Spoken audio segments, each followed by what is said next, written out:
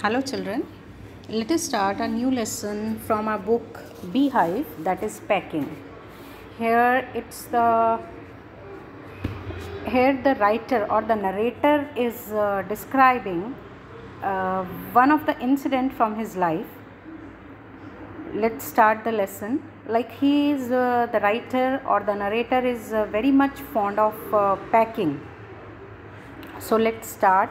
What happens during he and his two friends plan to go for a holiday, or you can say a vacation, and during while packing the things, what are the funny or the comic incidents that take place.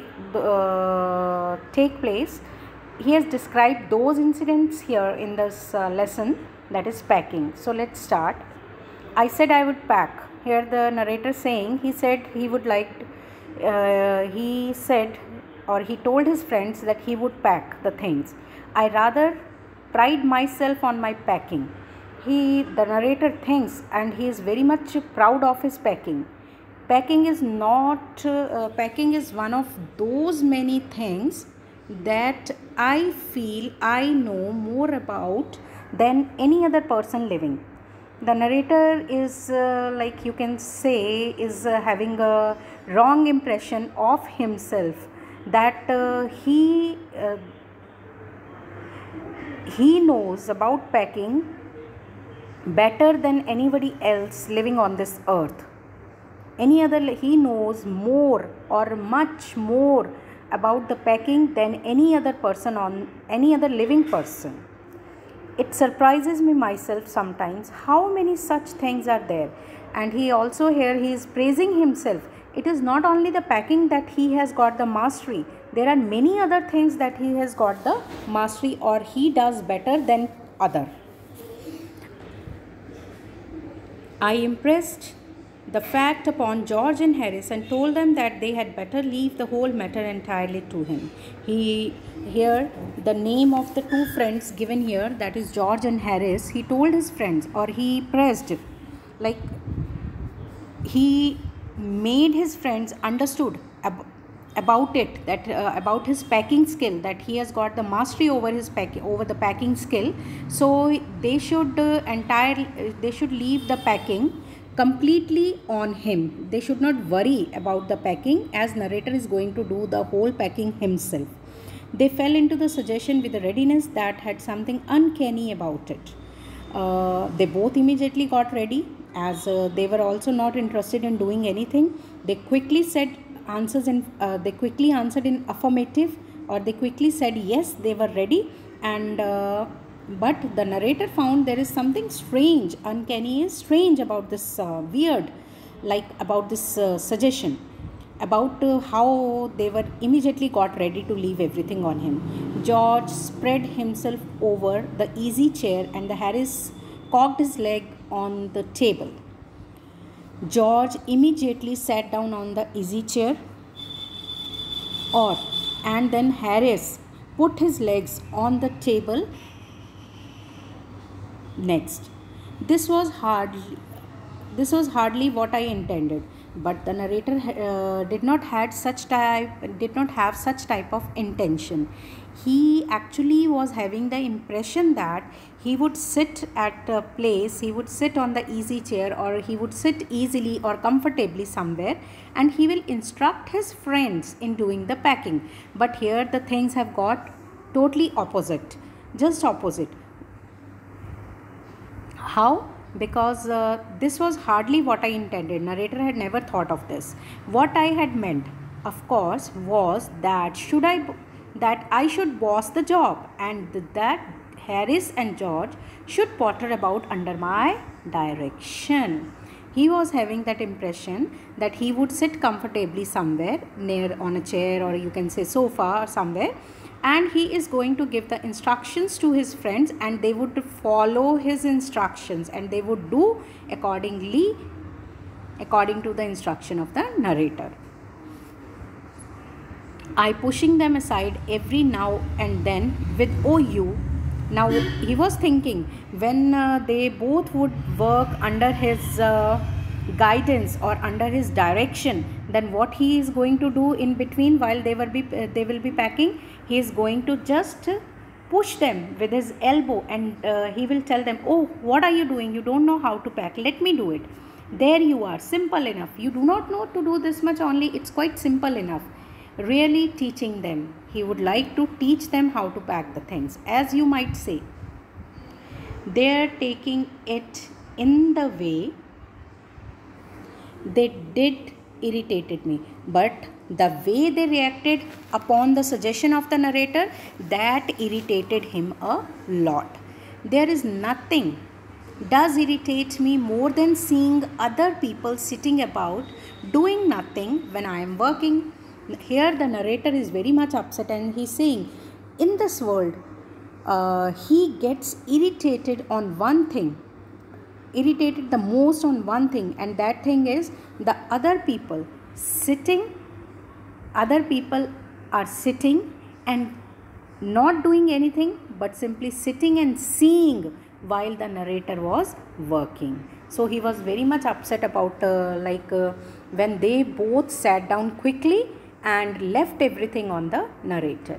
I lived with a man once who used to make me mad that way. Narrator is telling one more incident. Once he was sharing a room, or you can say house, with a man. He is not talking about his friends right now. He is telling this incident, previous incident. He is saying that once he was sharing a room, or you can say a house, with a man who irritated him the same way as these two were doing. He would loll on the sofa and watch me doing things by hour together. That person would simply doing nothing, simply sitting on the sofa and watching him, continuously watching the narrator doing the things while he sit idle, not doing anything. He said it did him good deal to look at me messing about. And what irritated the narrator most was when that person told narrator that he loved watching him doing the work.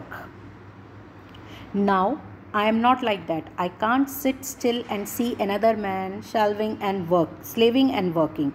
Now he is not like that. I can't sit still and see another man slaving and working. I want to get up and superintendent and walk around with my hands in my pocket and tell him what to do. It's my energetic nature. I can't help. Now the narrator has changed his nature. He cannot see, he cannot sit still, he cannot sit freely. He said, I cannot see another man slaving and working just like his servant. I want to get up and superintend. He said, I want to do the job of a superintendent. I want to walk around with my hands in my pocket, and I want to tell him what to do and tell the person what is to be done. It is my energetic nature. The narrator is saying it is his energetic nature. It's nothing like it's all because of his nature. He's like that only. I can't help it. Next. However, I did not say anything but started the packing. Now narrator said, on seeing the reaction of his friends, he did not say anything but he started packing. It seemed a longer job than I had thought it was going to be, but I got the bag finished at last, and I sat on it and strapped it. Narrator thought that the packing job would not take much time, but actually it took a long time for him to pack the things, and finally he finished the packing. He sat on the bag and just to strap it, to put a belt around the bag. Aren't you going to put your boots in? Said Harris. As soon as the narrator finished the packing, Harris quickly thrown a question to him, and the question was, is he not going to put his boots in? And I looked around and found I had forgotten them. Then narrator looked around and found out that he forgot to pack his boots. That's just like Harris. Harris always does like that. He could not have said a word until I had got the bag shut and strapped. Narrator was thinking why Harris did not tell him earlier when he saw that he was about to shut the bag or strap the bag down. Why didn't Harris tell him earlier? It's Harris' nature only. He always irritates people. One of those irritating. And George laughed. one of those irritating, senseless laugh of his. They do make me wild. Again, he's talking about his another friend George. He's on hearing or on seeing this reaction, George laughed, and this made narrator much more annoyed. Wild means so angry. I opened the bag and packed the boots in, and then, as I was just going to close it, a horrible idea occurred to me. As narrator was again put his boots in and he was about to strap it around, but suddenly a weird idea came to his mind. What was the idea? A horrible idea. Had I packed my toothbrush? He started thinking whether he had packed his toothbrush or not. I do not know how it is, but I never do know whether I have packed my toothbrush. Narrator says that it's always his habits. He always forgets whether he packed his toothbrush or not. Anyhow, he's got this habit. My toothbrush is a thing that haunts me when I am traveling. It is the biggest thing. Just a small thing haunts him a lot, or haunts means here troubles him a lot when I am traveling and makes his life miserable. I dream that I haven't packed it. He always, before going for a journey, he always dreams that he has forgotten to pack his toothbrush and wake up in a cold perspiration. And when he gets up from his dream, he sweats just like anything and get out of his bed and hunt for it. He then immediately, he saws himself in the dream like doing like this. He immediately gets up from his bag and start looking for the brush. And in the morning, I pack it before I have used it. And in the morning before traveling, he always pack it before using it. Then if he has packed it before using it, then what will happen? Again, he has to unpack all his luggage. Again, he has to take his toothbrush out. And in the morning, I pack it before I have used it and have to unpack again to get it. And it is always the last thing I turn out of bag, and then I repack and forget it. Again, narrator packs his thing. Again, he forget and have to rush upstairs for it, and at the last moment and carry it to the railway station wrapped in my pocket handkerchief. He tells, this is a funny incident about his toothbrush, that this is the last thing he always messes up with. He always get confused with his toothbrush, whether he has packed or not. In the morning before traveling, he just before using, he keeps it in the luggage. Again, he has to unpack the things. Then again, he forgets to put it back. Then what he does, after coming down from the stairs, he goes back to his room, picks the brush up, wraps in it his handkerchief and keep it in the pocket. Of course, I had to turn every mortal thing out now. Now we are coming back to the story where he has left before starting this brush incident. Now narrator was that horrible idea had occurred to him. Now he's talking about that only, that again he has to unpack everything. And of course, I could not find it again. He unpacked everything. After unpacking, he was not able to get anything. I rummaged the things up into much the same state that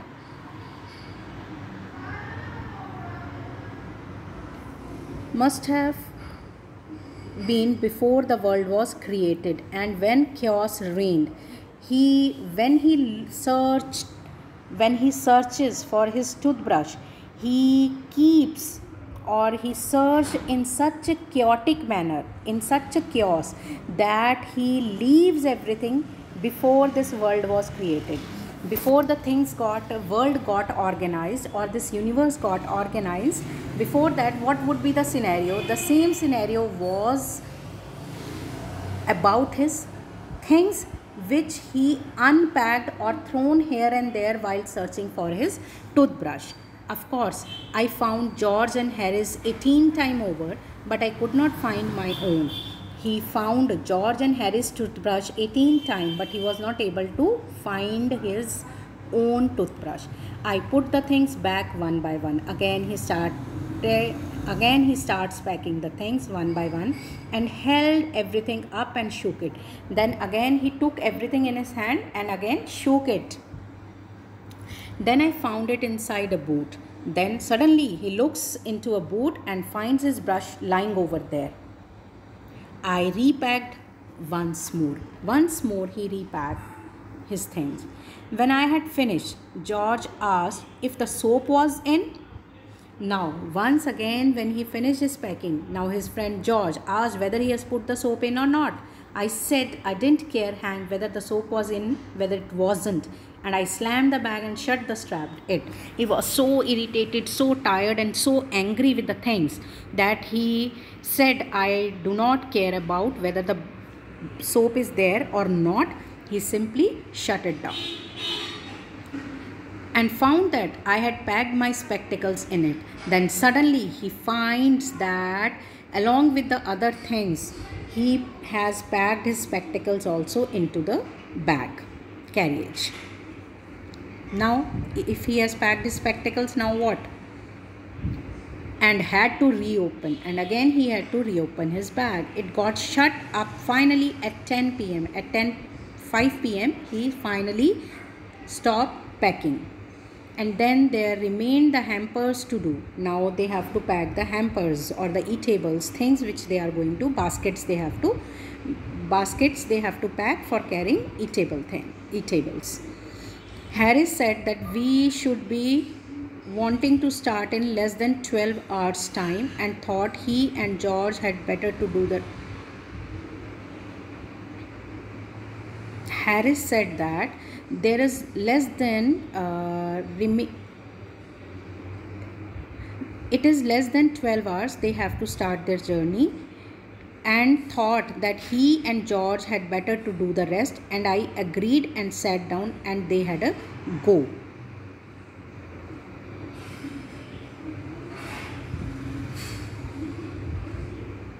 Now this said that George had better do he and George would sit and take the rest. I agreed, I sat down and had a go, and they had a go. Now both the friends started packing the things.